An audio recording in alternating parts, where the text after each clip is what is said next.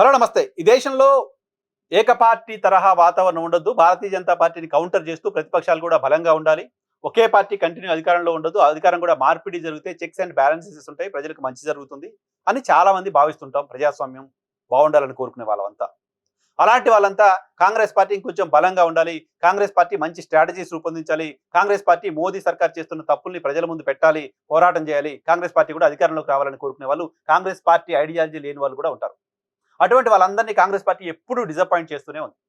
Disappoint చేయడంలో ఈసారి disappoint చేయదులే Congress party అనుకుంటే దానికి మించిన డిసప్పాయింట్మెంట్ ఉంటుంది.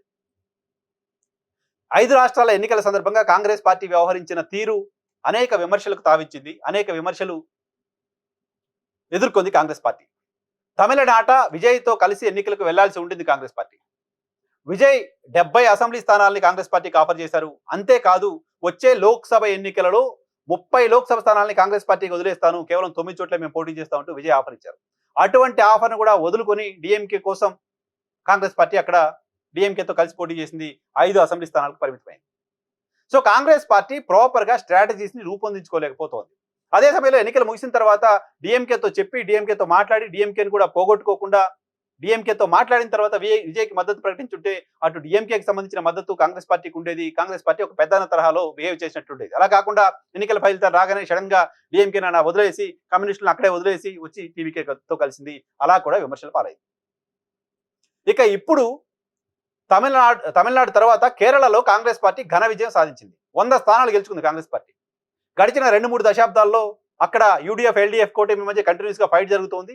ఓ కూటమి, యూడీఎఫ్ కూటమి ఆ స్థాయిలో సీట్లు సాధించి అధికారంలోకి రావడం అనేది గడిచిన కొద్ది దశాబ్దాల్లో లేదు. ఎప్పుడు నేరో ఫైటే ఉంటుంది. 30-35 స్థానాలకు అక్కడ ఎల్డీఎఫ్ పడిపోయింది. యూడీఎఫ్ 100కు పైగా స్థానాల్లో గెలుచుకుంది. సో ఆ స్థాయి విజయం వచ్చిన తర్వాత కాంగ్రెస్ పార్టీ వ్యవహరిస్తున్న తీరు చూస్తే ఇదేంటి రాహుల్జీ అనిపిస్తోంది. కాంగ్రెస్ పార్టీ దేశంలో ఎదగాలని అనుకునే వాళ్ళందరినీ మరోసారి డిసప్పాయింట్ చేస్తుంది కాంగ్రెస్ పార్టీ నాయకత్వం. 5 రాష్ట్రాలకు ఎన్నికలు జరిగాయి. 4 రాష్ట్రాల్లో ముఖ్యమంత్రులు ప్రమాణ స్వీకారాలు అయిపోయాయి. 2 రాష్ట్రాల్లో ఎన్డీఏకి సంబంధించిన 3 రాష్ట్రాల్లో ఎన్డీఏకి సంబంధించిన అభ్యర్థులు ముఖ్యమంత్రిగా ప్రమాణ స్వీకారం చేస్తే తమిళనాట టీవీకే అభ్యర్థి ముఖ్యమంత్రిగా ప్రమాణ స్వీకారం చేశారు. సో కాంగ్రెస్ పార్టీ గెలిచిన ఒకే ఒక్క రాష్ట్రంలో ముఖ్యమంత్రి అభ్యర్థి ఎవరో కూడా ఇంతవరకు తేల్చరా. మిగతా అన్ని రాష్ట్రాల్లో ముఖ్యమంత్రులు ఎవరో తేల్చేసి వాళ్ళ ప్రమాణ స్వీకారాలు చేసి పరిపాలన మొదలు పెట్టేస్తే, కాంగ్రెస్ పార్టీ గెలిచిన ఒకే ఒక్క రాష్ట్రంలో ముఖ్యమంత్రి ఎవరో తేల్చలేని పరిస్థితిలో ఉన్నారా? అంత నిస్సహాయమైన నాయకత్వం కాంగ్రెస్ పార్టీకి ఎందుకు ఉంటుంది? కాంగ్రెస్ పార్టీ ఇలా అయితే ఎలా? కాంగ్రెస్ పార్టీలో ఆ డైనమిజం లేకుండా ఎందుకు పోతోంది? ఎన్నికలకు ముందు సరే ఒక పేరు చెప్తే ఇంకొకరికి ఇబ్బంది, ఇంకో పేరు చెప్తే ఇంకొకరికి ఇబ్బంది అని ఎవరో ముఖ్యమంత్రి అభ్యర్థి చెప్పకుండా కాంగ్రెస్ పార్టీ ఎన్నికలకు వెళ్తూ ఉంటుంది. సో ఇప్పుడు ఎన్నికల్లో గెలిచిన తర్వాత అబ్సల్యూట్ మెజారిటీ మీకు ఉన్న తర్వాత భారతీయ జనతా పార్టీకి సంబంధించిన ప్రమాదం కూడా మీకు అక్కడ కేరళలో లేదు. ఇంకో పార్టీ ఎవరో వచ్చి అక్కడ ప్రభుత్వాన్ని ఏర్పాటు చేసే పరిస్థితులు కూడా లేరు. అటువంటి చోట్ల ముఖ్యమంత్రి అభ్యర్థిని ప్రకటించడం కోసం కాంగ్రెస్ పార్టీ వారం రోజులుగా మల్లగుల్లాలు పడుతుంటే ఇది కాంగ్రెస్ పార్టీ నాయకత్వ వైఫల్యానికి, నాయకత్వానికి సంబంధించిన వెన్నుముక లేనితనానికి, నాయకత్వానికి సంబంధించిన బలహీనతను సూచిస్తోంది. ఈ బలహీనత కాంగ్రెస్ పార్టీకి మంచిది కాదు. గతంలో సోనియా గాంధీ పార్టీ అధ్యక్షురాలుగా ఉన్న సమయానికి, ఆమె పార్టీని టేక్ఓవర్ చేసే సమయానికి భారతదేశంలో కేవలం 3 రాష్ట్రాల్లోనే కాంగ్రెస్ పార్టీ అధికారంలోకి వచ్చింది. ఆ తర్వాత క్రమంగా ఆమె రాజకీయాలు ఏమాత్రం తెలియని, భారతదేశానికి సంబంధించిన పౌరురాలు కూడా కాని సోనియా గాంధీ అద్భుతంగా కాంగ్రెస్ పార్టీని నడిపించారు, గెలిపించారు. 14 పైగా రాష్ట్రాల్లో కాంగ్రెస్ పార్టీని అధికారంలోకి తీసుకొచ్చారు. తర్వాత 10 ఏళ్ల పాటు కేంద్రంలో సర్కార్ నడిపించారు. సో అలా కనపడట్లేదు కాంగ్రెస్ పార్టీ ప్రస్తుత పరిస్థితి. కాంగ్రెస్ పార్టీకి సంబంధించిన నాయకత్వం కేవలం రాహుల్ చుట్టూ తిరుగుతోంది. రాహుల్ అంటూ రాహుల్ ఒక్కడే నిర్ణయం తీసుకున్నట్టుగా కనపడుతోంది. ఇది కాంగ్రెస్ పార్టీకి మంచిది కాదు. సరిగ్గా ఒక 7-8 సంవత్సరాల క్రితం, ఒక 10 ఏళ్ల క్రితం చూసుకుంటే కాంగ్రెస్ పార్టీకి సంబంధించిన నిర్ణయాలన్నీ సిడబ్ల్యూసీ కూర్చుంటోంది, చర్చిస్తోంది, నిర్ణయం తీసుకుంటోంది. సిడబ్ల్యూసీ ఒక తీర్మానం చేసింది, దానికి పెద్ద శాంటిటీ ఉండేది.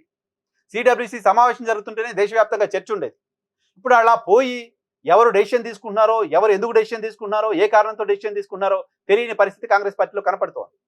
ఆఫ్టర్ ఆల్ ఒక రాష్ట్రంలో ముఖ్యమంత్రి అభ్యర్థిని నిర్ణయించడం కోసం కాంగ్రెస్ పార్టీ నాయకత్వం 7 రోజులుగా సమయాన్ని వృధా చేస్తోంది. ఇంకెప్పటి క్లారిటీ వస్తుందో కూడా తెలియని పరిస్థితి ఉంది అంటే అది కాంగ్రెస్ పార్టీ భేలతనానికి, కాంగ్రెస్ పార్టీ బలహీనతకు నిదర్శనంగా కనపడుతోంది. ఇలా అయితే రాహుల్ గాంధీ మోదీని ఏ రకంగా ఎదుర్కొంటారో అని ప్రజలంతా నిరుత్సాహంలోకి పోయే పరిస్థితి ఉంది. ప్రజలంటే ఎవరైతే బీజేపీకి బదులు కాంగ్రెస్ పార్టీ దేశంలో అధికారంలోకి రావాలని కోరుకుంటున్నారో వాళ్ళంతా. సో వాళ్ళలో కాన్ఫిడెన్స్ కాంగ్రెస్ పార్టీ ఇవ్వలేకపోతుంది. ప్రజలు ఎన్నుకున్న తర్వాత కూడా ముఖ్యమంత్రి ఎవరో తెలియని పరిస్థితి కేరళలో ఇంకా ఉండడం మంచిది కాదు. సో కాంగ్రెస్ పార్టీ ఆత్మవిమర్శ చేసుకోవాలి. కాంగ్రెస్ పార్టీ జాతీయ నాయకత్వం బలపడాలి. కాంగ్రెస్ పార్టీ జాతీయ నాయకత్వాన్ని పునర్వ్యవస్థీకరణ చేసుకోవాల్సిన అవసరం ఉంది. కాంగ్రెస్ పార్టీ ఇంత వీక్గా గతంలో ఎప్పుడు మనం చూసి ఉండం. కాంగ్రెస్ పార్టీ ఇంత వీక్గా ఉండడం కాంగ్రెస్ పార్టీకి మాత్రమే కాదు, దేశానికి కూడా మంచిది కాదు. కాబట్టి రాహుల్ జీ ఇలా అయితే ఎలా ఒకసారి ఆలోచించండి.